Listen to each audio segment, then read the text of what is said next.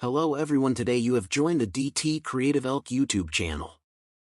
How to add comments and feedback to a Word document.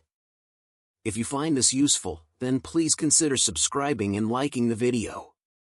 First of all, open up the Word document you want to do this in. So perhaps it's somebody's homework you're marking, or perhaps it's colleagues' work and you want to go and add some comments to it to go and say what you think. What should be changed and what you liked. It doesn't matter. We'll guide you through this step by step.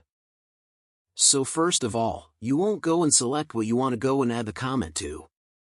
So for example here I'll go and select this text with it selected, go to the top of Word and click on Insert.